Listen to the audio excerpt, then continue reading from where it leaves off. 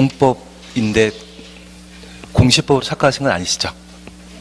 예, 공법하고 공시법하고 가끔 착각하시는 경우가 있거든요. 근데 오늘 교재는 다음 주에 기본서가 나오기 때문에 지금은 프린터로 좀 해 나가도록 하겠습니다.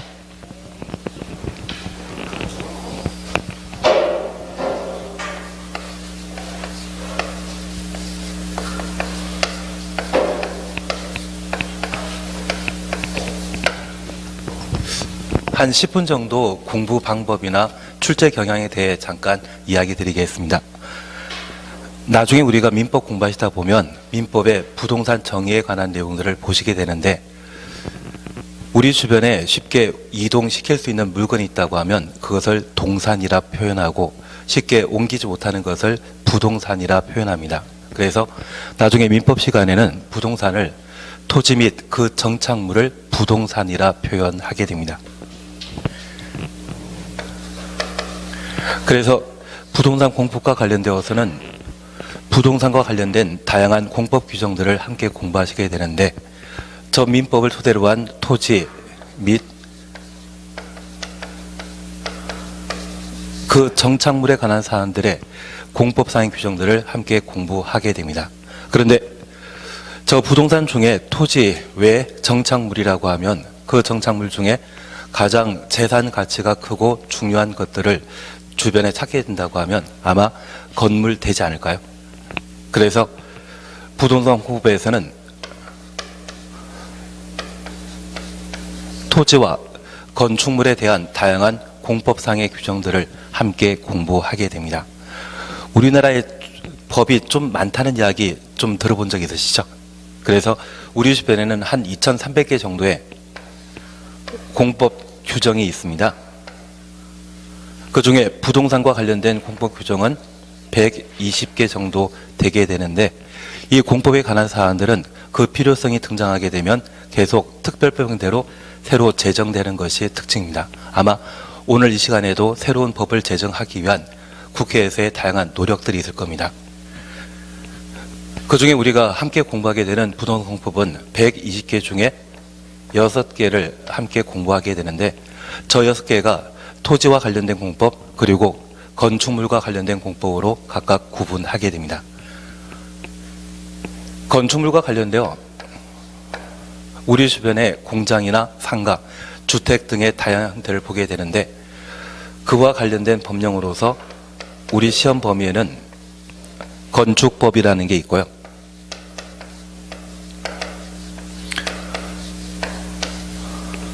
아파트 단지가 만들어지게 된다고 하면 그 아파트 단지와 관련된 규제에 관한 사안들을 다루고 있는 것이 바로 주택법입니다. 그래서 여기 건축법에서도 주택이나 상가, 공장 등의 다양한 건물을 만들게 되는 법인데, 이 건축법에서도 주택이라는 것을 직접 만들 수 있고요. 그리고 주택법에서도 주택이라는 것을 각각 건설하고 있는데, 여기 건축법상의 주택이라 하면 내가 살 집을 말하는 것이고요. 주택법상의 주택이라고 하면 30호, 30세대 이상의 주택을 건설하게 되었을 때 주택법에 관한 사안들을 적용하게 됩니다. 일반 주택과 달리 일반 아파트 단지에서는 어린 놀이터나 주차장, 조경시설 등의 다양한 부대 복리시설이라는 것을 각각 확보하게 되는데, 그러한 부대시설과 복리시설을 설치하기 위해서는 그만큼 넓은 땅이 필요하지 않겠습니까? 그래서 이 주택법에 의한 주택이라 하면 일반에게 분양하기 위한 주택을 말하고, 건축법상의 주택이라고 하면 내가 살 집, 직접 짓는 것을 다루는 법이 되게 됩니다.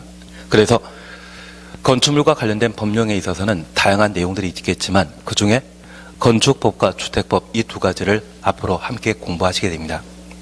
다만 잠깐 이해해 주실 것은 건축법과 주택법의 차이점을 구분하게 되었을 때 같은 공통사항인 주택에 있어서 내가 살 집 짓는 것은 건축법이고 남에게 팔할, 먹을, 분양할 목적의 주택 건설을 하게 된다면 그때는 주택법을 적용하는 것으로 이해해 주신답니다.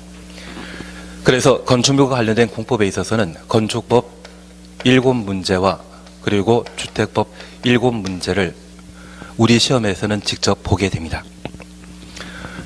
그리고 토지와 관련된 법령에 있어서는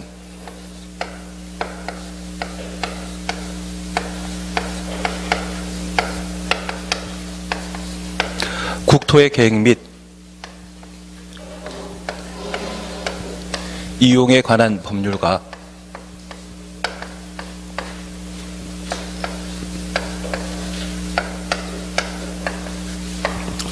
도시개발법,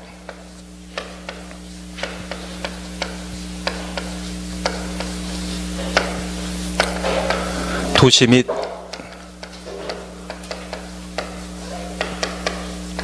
주거환경정비법, 그리고 농지법이라고 하는 토지와 관련된 4가지 법률을 우리가 함께 공부하게 됩니다. 여기 국토의 계획 및 이용에 관한 법률은 한정된 국토 자원을 합리적으로 이용, 개발, 보존하기 위해서는 난개발을 방지하는 게 필요합니다. 그래서 사람들이 필요로 하지 않는 곳에 일정한 개발 사업을 시행하게 되면 분양되지 않고 사람들이 모여 살지 않는다면 그것은 빈 도시가 될 수 있는데, 그러한 것들을 방지하기 위해 마련하고 있는 법률 제도를 국토의 계획 및 이용에 관한 법률이라 표현하고, 우리 시험에서는 12문제가 출제되고 있습니다. 우리 도시계획이란 말 들어본 적 있으십니까?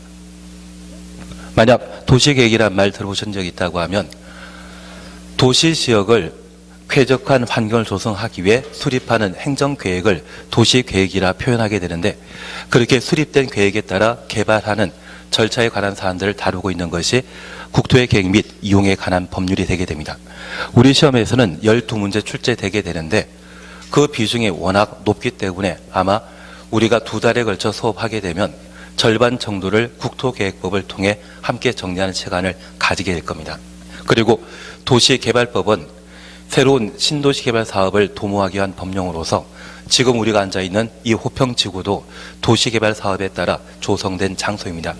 최근 남양주시에서는 다산 신도시를 개발하고 있는데, 그 다산 신도시는 종전에 구리시가 남양주의 도시 기능을 대부분 대신했었습니다. 만약 다산 신도시가 만들어지게 되면 아마 서울과의 접근 거리가 좀 짧기 때문에 이쪽도 개발 호재에 따라 다양한 토지 가치가 좀 높아지지 않을까 싶습니다. 그리고 이런 개발 사업이 이루어지고 나면 나중에 우리가 자격증 따시고 영업하시게 되었을 때 아마 활동 무대가 좀 더 넓어지지 않을까 싶고, 지금 만나시는 분들이 하나의 중요한 학연으로 맺어진 관계이기 때문에 10년, 20년 오래 함께 하실 분들이 되실 겁니다. 옆에 분들 한번 보시게 되면 아마 내년 10월 정도에는 각각 다 합격하셔가지고 합격자 모임에 등장하실 겁니다. 다만 학원에서 시키는 대로 좀 공부하라고 이야기 드릴 게 있는데 그대로 공부해 주신다고 하면 분명 자격증을 따실 겁니다. 그러면 그런 도시개발 사업과 관련된 내용들을 다루고 있는 것이 도시개발법인데 우리 시험에서는 6문제가 출제되고 있습니다. 그리고 도시 및 주거환경정비법은 도시와 주거 환경을 개선하기 위해 다루어지는 법률로서 재개발 사업이나 재건축 사업이라는 말 들어본 적 있으신가요?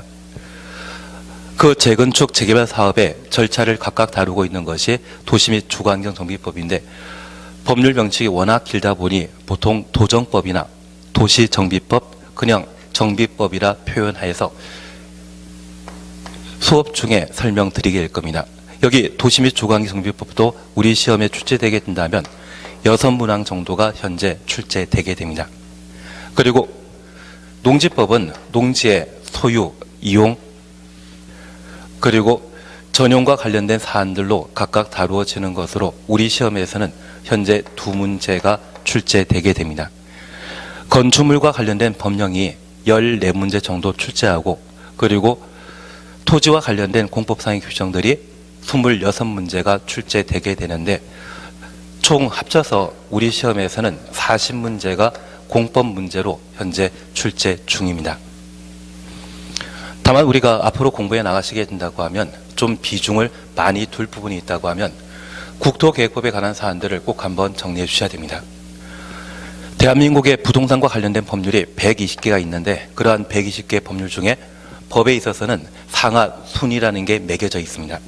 그중에 상위 법령에 해당되는 것이 국토의 계획 및 이용에 관한 법률로서 얘를 제대로 이해해야만 나머지 부동산과 관련된 공법 규정들을 제대로 이해할 수 있거든요. 그래서 많은 시간을 두어 투자해 볼 만한 것이 국토계획법이 아닌가 싶습니다.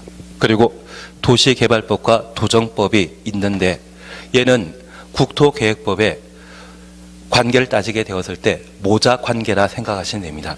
국토계획법이 기본법이라고 하면 여기 도시개발법과 도정법은 그 하위 법령에 해당되는 것으로서 분가되어 있는 그러한 법률로 이해하시는데 하나를 제대로 이해하게 된다면 나머지 도시개발법과 정비법도 쉽게 이해는 할 수 있습니다.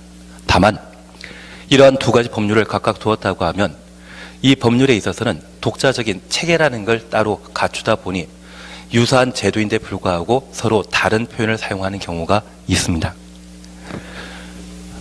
그래서 얘가 만약 본가라고 하면 얘가 분가라고 좀 이해해 주시면 되는데요.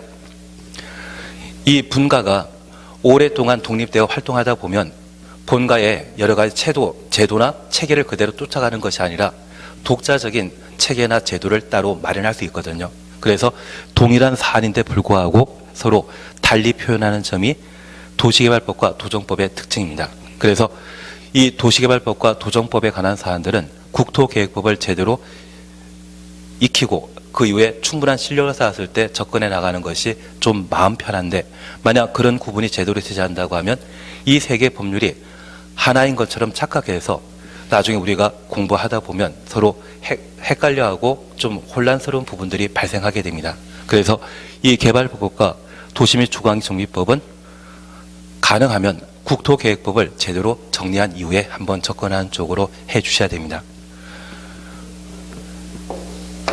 그래서 이 두 가지 법률에 대해서는 그러한 차원에서 좀 뒤로 제쳐주고 수업 시간 중에 제가 이야기 드리는 게 있다고 하면 그에 한정되어서만 한번 정리해 주시고요. 얘는 아마 5월달이나 6월달 정도에 한번 정리하게 된다고 하면 그때 제대로 한번 해나가겠다 생각해 주십시오. 반면에 이 건축법과 주택법에 있어서는 그래도 우리가 한번 정리해 볼 만하거든요. 그래서 이 건축법과 주택법에 있어서는 국토계획법과 함께 공부할 대표적인 세 가지 법률로 생각하시고 그와 관련된 내용들을 정리해 주시면 됩니다. 그리고 마지막으로 농지법에 관한 사안들을 함께 공부하시게 되는데 농지법은 우리 시험에 두 문제 출제되고 있습니다. 공부하시겠습니까? 제끼시겠습니까? 제끼는 것도 마음 편하십니다. 다만 제가 수업 시간 중에 해나가게 된다고 하면 전체 한 2시간에서 3시간 정도만 농지법을 하게 되는데 1년에 3시간 정도 농지법 정리하게 되면 출제되는 두 문제를 다 맞출 수 있을 겁니다. 그래서 이 농지법과 관련되어서는 항상 기본적인 사항 외에 어려운 문제가 가끔 출제되게 되는데 최근 15년 사이에 3번 빼고 농지법에 출제되는 두 문제 중에 하나는 정답이 항상 5번이었거든요. 그런데 올해 같은 경우는 1번과 2번이 정답이었는데 아마 제가 올해도 항상 농지법 둘 중에 하나는 5번 나온다고 워낙 외치고 다니다 보니 출제위원이 그 이야기 들으시고 괘씸하게 생각하셨는지 1번과 2번을 답으로 좀 하신 것 같습니다. 다만 그래도 저 농지법과 관련되어 아주 쉽게 나오는 것은 우리 수업 시간 중에 충분히 해결해 나가실 수 있고요. 만약 지엽적인 문제가 나왔다라고 하면 그 문제에 대해서는 아무 생각 마시고 그냥 5번 찍는 겁니다. 그래서 농지법과 관련되어 어렵다는 생각 드시게 된다고 하면 그때는 그냥 마음속에 항상 가지고 계신 소신대로 5번을 찍어 나가신다면 최소한 둘 중에 하나는 맞추지 않을까 싶습니다. 그래서 이 농지법은 1년 내내 하게 되었을 때 2시간에서 3시간 정도 해나간다 그 생각해 주시면 좋겠습니다. 그래서 제가 우선 이야기 드리는 것은 국토계획법과 건축법, 주택법 이 세 가지 법률에 대해서는 지금부터 함께 나가시면서 충분히 숙제해 나가시고 이 세 가지 법률만큼은 항상 복습을 좀 해주시면 좋지 않을까 싶습니다. 반면에 이 개발법과 도정법에 있어서는 5월달, 6월달 정도 가게 되면 그때 제가 전체 강의를 해드리게 될 겁니다. 그 전까지는 이 두 가지 제도를 함께 공부하시게 되면 국토계획법과 혼란이 발생해서 그동안 열심히 공부했던 게 도로함이 타불될 수 있거든요. 그래서 개발법과 도정법에 대해서는 내가 충분한 실력 쌓을 때까지는 버리자 그 생각해 주십시오. 제가 이렇게 이야기 드리는 것은 우리 공법과 관련되어 6개 법률로 구성되어 있는데 이 6개 법률의 전체 조문수가 한 2,400개 정도입니다. 그러면 이 2,400개 중에 40문제가 오지선다로 출제되게 된다고 하면 조문 한 200개를 활용해서 40문제를 만들게 되거든요. 그래서 저 2,400개 중에 200개 조문을 활용해서 만들다 보니 어디가 시험에 출제될지 잘 모릅니다. 그래서 저 2,400개 전체를 공부하게 되면 분명 100점짜리 공부라는 게 가능할 겁니다. 다만 저 2,400개 조문에 대해 충분히 숙지하고 정리하고자 한다고 하면 제가 수업 시간 중에 이야기 드리더라도 한 번씩밖에 강조드리지 못하고 이걸 우리 머릿속에 숙지시키는 시간이 좀 부족하지 않나 싶습니다. 그래서 아주 예전에 제가 공법 처음 강의했을 때는 저 100점을 위해서 100점짜리 강의를 한 적이 있는데 하고 나면 다들 모르신다 이야기 하시더라고요. 그리고 나중에 시험에 떨어지고 나면 노트를 한번 보게 되면 수업 시간 중에 다 했던 게 시험에 나왔던 것을 다 확인할 수 있습니다. 다만 그렇게 강의하다 보면 다들 부담스러워하고 힘들어 하시더라고요. 그래서 약간 제가 노련해지고 나서부터는 저 100점 중에 절반 정도만 수업 시간 중에 강조하게 됩니다. 이 절반 하게 된다고 하면 보통 80점에서 90점까지 시험 문제가 출제되고 그걸 맞춰 나가시게 됩니다. 올해 같은 경우에도 한 7문제 빼고는 수업 시간 중에 계속 반복했던 거고 저 7문제를 할지라도 어느 정도 응용 능력이 있으셨다고 하면 충분히 맞춰 나갈 수 있는 문제입니다. 그래서 저 20점이나 또는 10점을 전부 해결하기 위해 100% 공부하는 것은 좀 아닌 것 같습니다. 그리고 저 2분의 1의 절반인 한 4분의 1 정도를 공부하게 되면 그때는 한 70점 정도가 점수가 나오시더라고요. 그리고 이 4분의 1 공부하는 것도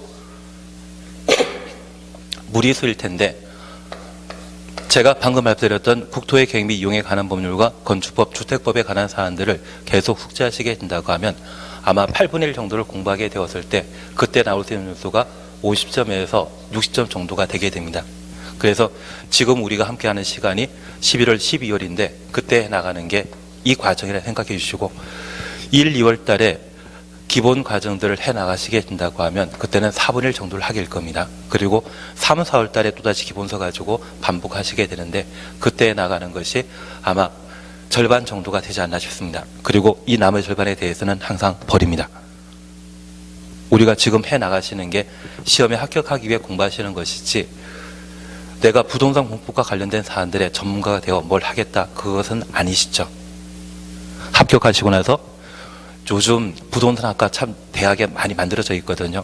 그게 한 2년이나 또는 대학원 과정 다니시면 충분히 좀 더 많은 내용들을 숙지할 수 있기 때문에 지금 당장 해 나가실 것은 합격하는 것이 목표가 되게 될 겁니다. 그래서 앞으로 해 나가게 되었을 때 제가 아무리 많이 넓힌다 할지라도 절반까지만 해 나가시게 될 거고요. 그리고 그 절반이라는 것도 한 3, 4월 달에 좀 한번 해 보시게 될 거고 5월, 6월 달 그리고 7, 8월 되게 되면 문제풀이 해 나가시게 되는데 그 문제풀이 하게 된다면 다시 돌아오게 될 겁니다.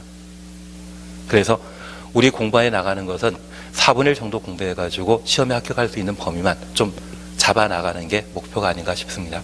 그리고 제가 마지막으로 하나 이야기 드릴 게 있는데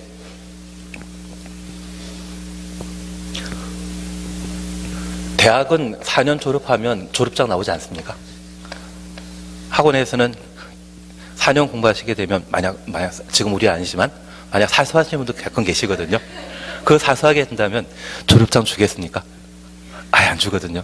그래서 이 학원 과정에 있어서는 무조건 합격하는 게 목표가 되는 것 같습니다. 그래서 이 학원에 나오셔가지고 그냥 만약 공부만 하고 말아보신다면 그냥 듣고 복습하지 않고 그냥 끝내버리시게 된다고 하면 남는 게 하나도 없거든요. 그래서 우리가 앞으로 공부해 나가시게 된다고 하면 좀 힘드시더라도 학원 수업에 꼭 참여하시면서 저 학원 수업 도중에 제가 이야기 드리는 것을 제대로 이해하고 있는지를 한번 확인해 주십시오. 만약 이해하지 못한다고 하면 2400개에 해당되는 조문 전체를 내가 다 암기해야 된다는데 그 암기라는 게 만만치 않거든요. 그래서 수업 시간 중에 한번 함께 해 나가시면서 이해가 되는지, 만약 이해되지 않는다고 하면 손을 한번 들어주든지 아니면 저를 째려봐 주십시오. 그러면 다른 방식으로 다시 설명드리면서 이해가 되시는지 한번 노력해 보게 될 겁니다. 그래서 우리 수업 시간 중에 항상 참여하시면서 이해를 해주시는 게 필요하시고요.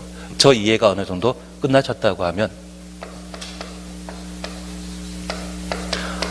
아무 생각 없이 신문 보듯이 기본서에 아니면 교재에 밑줄 쳐져 있는 부분에 대해서만 한번 읽어주십시오. 그리고 그 읽은 것이 이해가 되는지 한번 확인해 주시고요. 만약 이해되지 않는다고 하면 다음 주에 저를 만나게 되었을 때 아니면 다른 방법으로 저한테 한번 질문해 주시게 된다고 하면 그 부분에 대해 꼭 이해시켜 드리도록 제가 노력하게 될 겁니다. 그래서 앞으로 해 나가시는 것은 이 두 가지만 어느 정도 해 주시면 좋지 않을까 싶습니다. 그런데 우리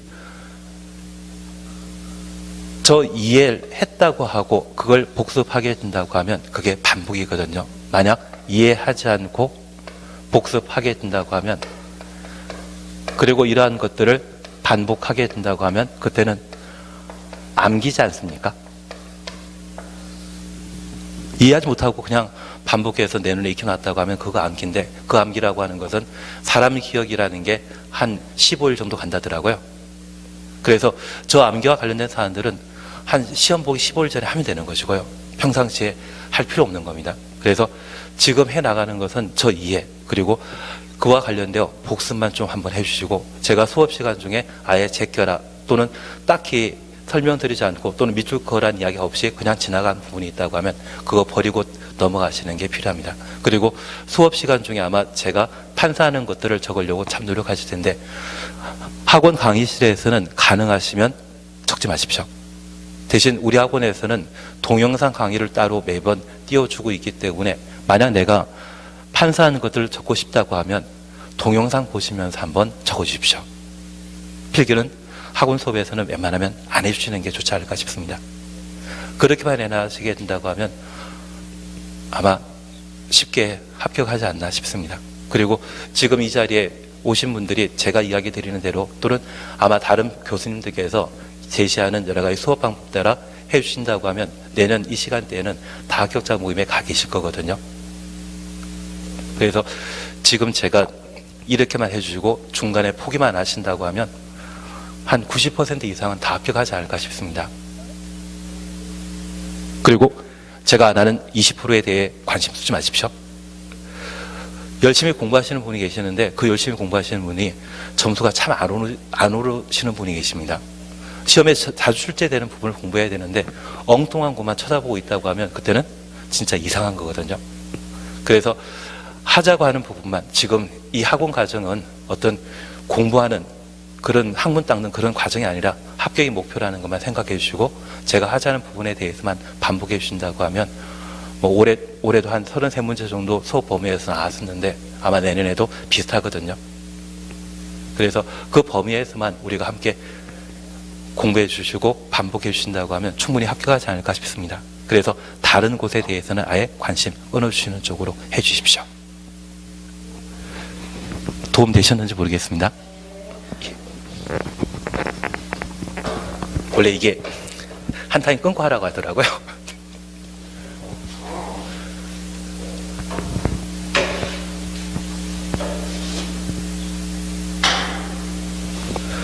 이제 본 수업 해 나가도록 하겠습니다.